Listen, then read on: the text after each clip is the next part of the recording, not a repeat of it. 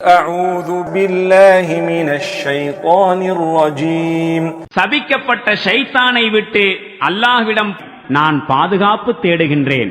الأعراب أشد كفرا ونفاقا وأجدر ألا يعلموا حدود ما أنزل الله على رسوله والله عليم حكيم.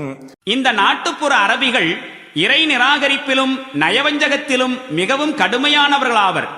மேலும் அல்லாஹ் தன்னுடைய தூதர் மீது இறக்கியருளிய தீனின் நெறியின் வரையறைகளை அவர்கள் அறியாதிருப்பதற்கான சாத்தியக்கூறுகள் அவர்களிடம் அதிகம் இருக்கின்றன. மேலும் அல்லாஹ் யாவற்றையும் அறிந்தவனாகவும் நுண்ணறிவாளனாகவும் இருக்கின்றான். ومن الأعراب من يتخذ ما ينفق مغرما ويتربص بكم الدوائر عليهم دائرة السوء والله سميع عليم. இந்த நாட்டுப்புற அரபிகளில் சிலர் இப்படியும் இருக்கின்றனர். இறைவழியில் சிறிதளவு செலவு செய்வதை தங்கள் மீது விதிக்கப்பட்ட அபராதமாய் கருதுகின்றார்கள். உங்களுக்கு கெட்ட காலம் வர வேண்டும் என்று எதிர்பார்த்து கொண்டிருக்கின்றனர். அதாவது நீர் ஏதேனும் துன்பத்தில் மாட்டிக்கொண்டால் அப்போது நீர் எந்த அமைப்பில் அவர்களை பிணைத்து வைத்திருக்கின்றீரோ அந்த அமைப்பின் கட்டுப்பாட்டிலிருந்து தம்மை முற்றிலும் விடுவித்துக் கொள்ள வாய்ப்பு கிடைக்கும் என்று எதிர்பார்க்கின்றனர். உண்மை யாதெனில் கெட்ட காலம் அவர்களையே சூழ்ந்துள்ளது. மேலும் அல்லாஹ் யாவற்றையும் செவியுறுபவனாகவும் அறிபவனாகவும் இருக்கின்றான்.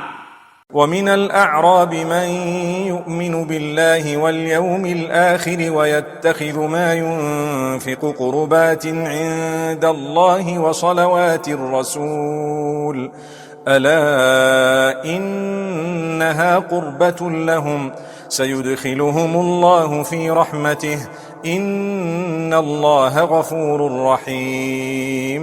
இந்த நாட்டுப்புற அரபிகளில் சிலர் இவ்வாறும் உள்ளனர். அல்லாஹ்வின் மீதும் மறுமை நாள் மீதும் நம்பிக்கை கொள்கின்றனர்.